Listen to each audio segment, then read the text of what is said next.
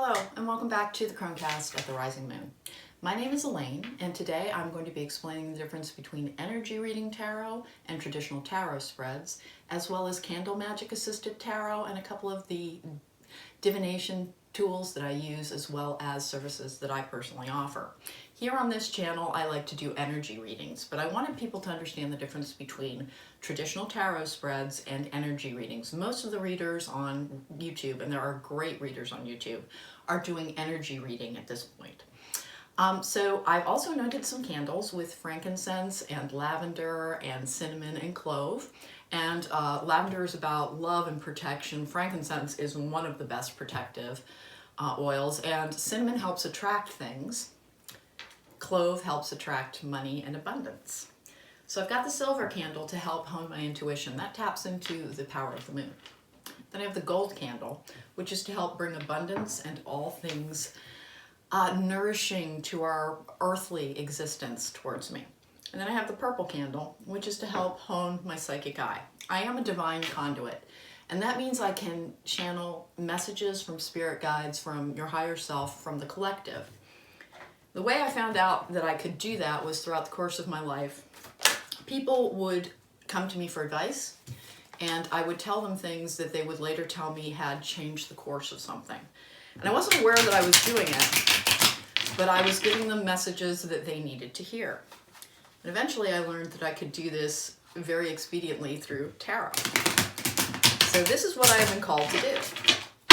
Well, let's start out with talking about what a traditional tarot spread is. You've probably all seen them at state fairs and movies where people lay out a Celtic cross or a horseshoe. Today I'm going to do a horseshoe. And I'm going to tell you what the difference between it and a energy read for tarot is. Okay, so I'm going to start out with a question. What's going to happen with my romantic life? It is unlikely to answer. I don't really, I just got an Ace of Cups, that's funny.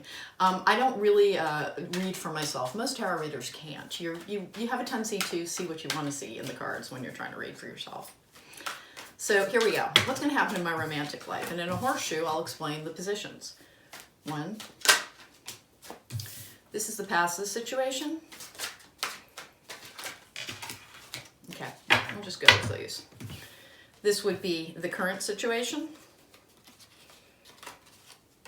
This would be the internal influences. This is the querent in the position. This is the external influences. This is what the querent will do, and then this is the final outcome. And this is just a practice read, so it doesn't have a lot of validity. But in this instance, the Knight of Pentacles would mean the past has been stable, there has been material wealth, there has been a feeling of security, if perhaps not a lot of passion. And the Five of Cups means that currently there has been loss and change, and it's difficult to concentrate on what remains, but there are things remaining. In the internal influences, we have Temperance. I am filming this in the month of December. This is a timeless reading, but I'm filming this in the month of December. This is the card of Sagittarius as well. So it could mean that, or it could mean balance. It's also a healing angels card, and I am a divine conduit, so it's possible that's why it shows up. 2 of Pentacles, seeking balance. That fits with Temperance. The Ace of Swords, external influences. This is frequently the card of spirit messages. What the querent will do, the 6 of Swords, I'm going on a new journey, there is escape, there is respite. And then the final outcome would be the Wheel of Fortune, which is a new cycle beginning. Everything new beginning again, success hopefully being guaranteed. And that's predictive tarot, and it has its place. I think it's a really good service. It can be a lot of fun if you have a particular event coming up. It's nice to know, hey, this will go well. Will it rain on my wedding day, that kind of thing. But here's the difference with energy management tarot. You can pull cards to predict the past, to read the past and the present, and then it will show the energies of the future versus the specific events. And the reason that it's important to try and do that is quite simply, if you know what's upcoming, you are forewarned, and you can manage your energies for your best outcome. The future is never set in stone. The future is a product of your choices. There are certain events that are fateful that have to happen, but most events are within your control. and most things are represented by the minor arcana, which are energies represented by the wands, the swords, the cups, and the pentacles that are within your grasp. So I'm doing the past first. I'm going to do 3 on the past, I'm going to do 3 on the present, and I'm going to do 3 on the future. So in the past, the High Priestess, which is about intuition and the feminine divine, in the reverse like that, it's blocked, and that's going to be accurate for me. The current, in the past, also, the 10 of Wands, that's being overburdened and pushing too hard. As I was pushing too hard, I was blocking my intuition. Can I get one more card, please? And I do talk to my decks, and I do program my decks. We have the 2 of Pentacles, which is about juggling to find balance. Then in the present, we have the Page of Pentacles. We have the Sun in reverse. Sun is never a bad card. It means that I'm at the beginning of something positive.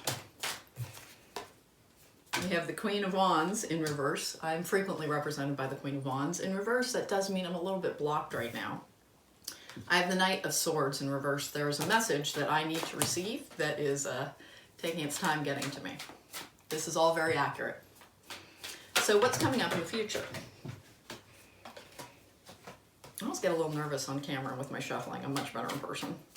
And by the way, I program my decks, and it's very easy to do that.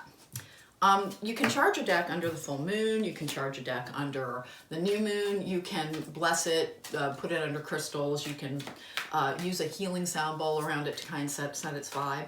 And then for energy reading, what you can do is you can dance with your decks, and it's actually a lot of fun. You put on music that you like, you sing along to it, and you shuffle to a beat.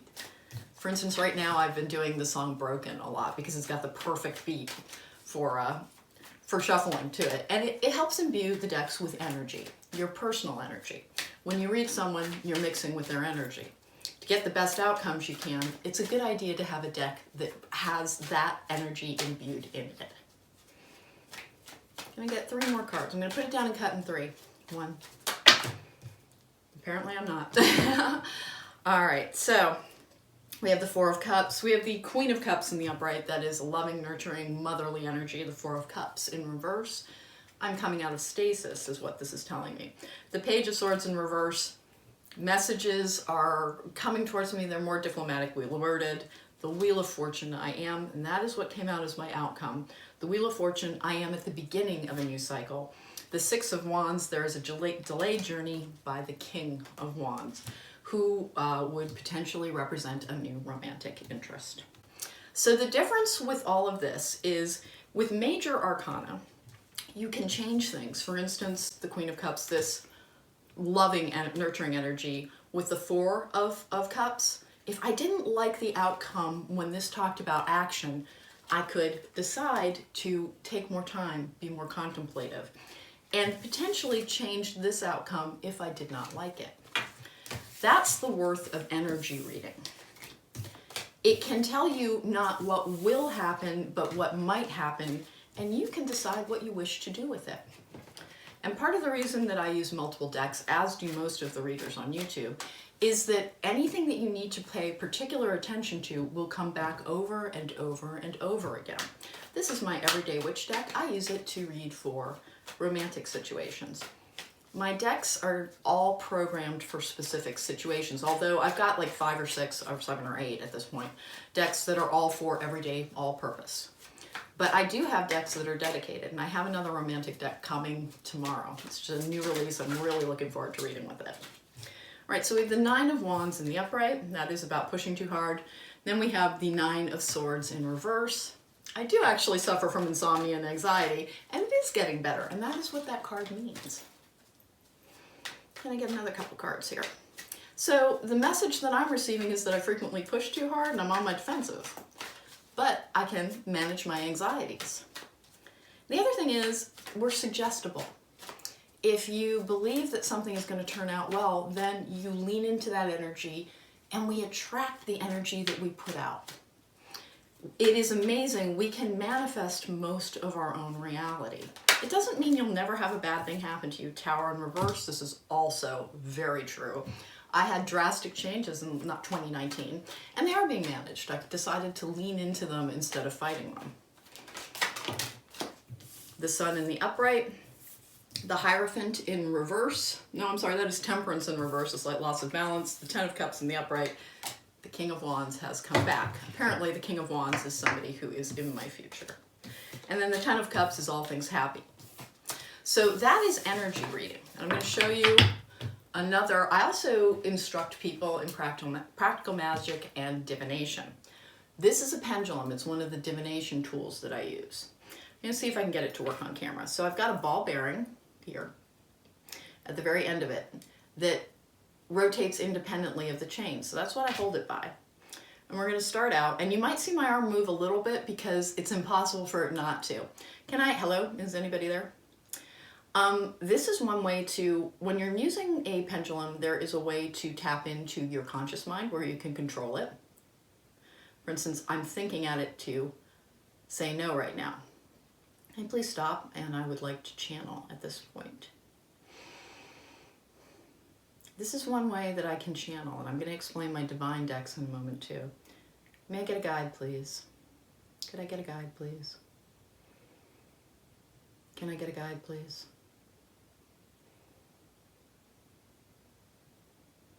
Can I get it as strong as possible, please? Okay, back and forth like this is yes. This will be no. There's things for rephrase, try again, and maybe. So I have a connection at this moment, and it's saying yes. Is this my conscious mind? Okay. Is this my higher self? Okay, it's saying no. Is this one of my guides?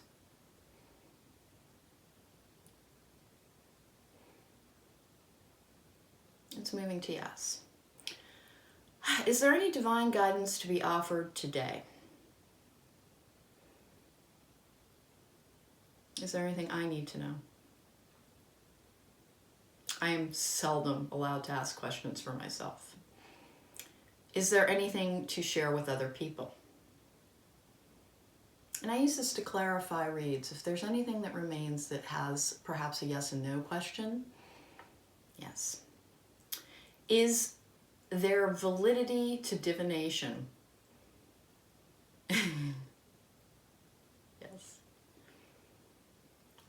Does candle magic work?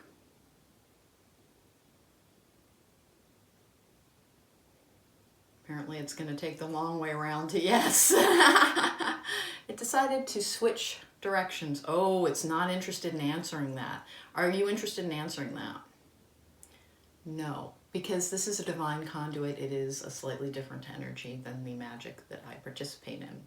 Thank you for your participation. Is there anything else you would like to say before you go?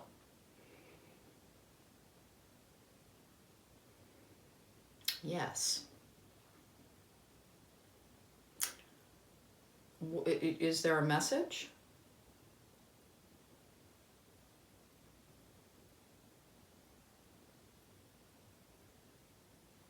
Oh, is it about being careful with tools? Yes. The thing to keep in mind is anybody can do this work. Anyone can. It is difficult to, are you trying to warn people about safety?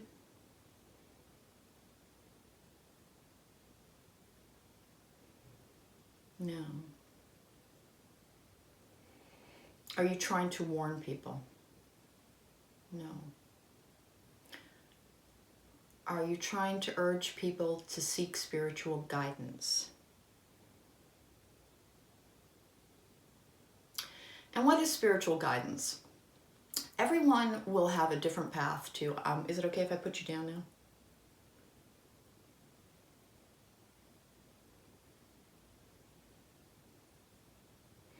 Why no? Is there something more you would like to say?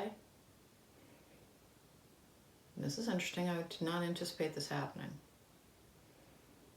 I'm going to ask one more thing. Are you a trickster energy? Okay. Is it that you want to urge people to be their highest self?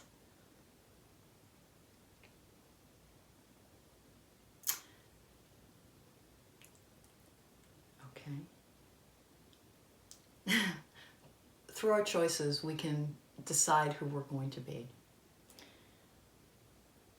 Are you ready to go?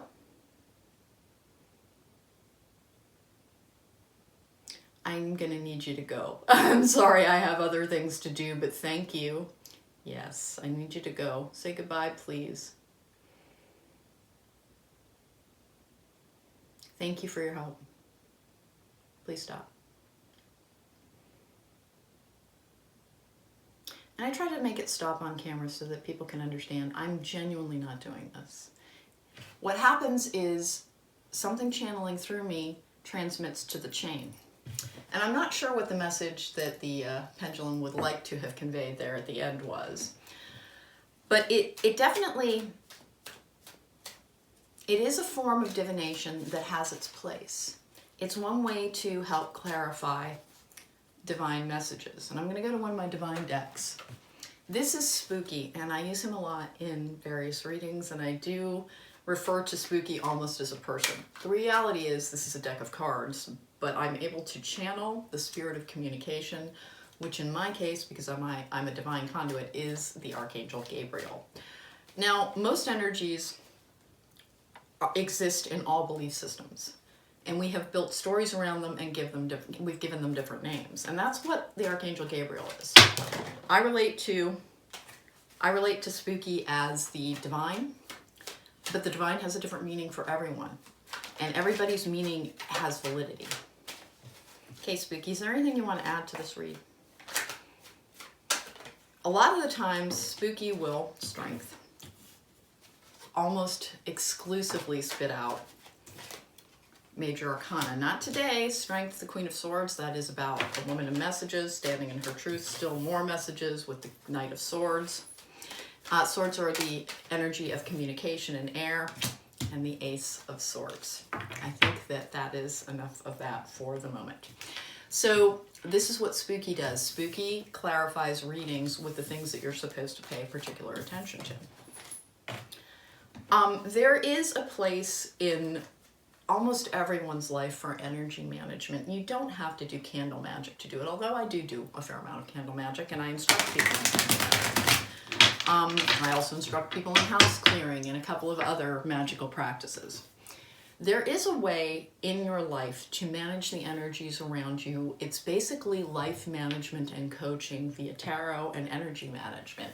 And that's what the Cronecast is. It's about seeing what energies are available to you that you can lean into or lean away from for your best life. And that's what I'm doing here on this channel. And I thank you for joining me. Please check out some of my other videos. There are some timeless readings. Please hit the like button, please subscribe. And again, thank you so much for joining me.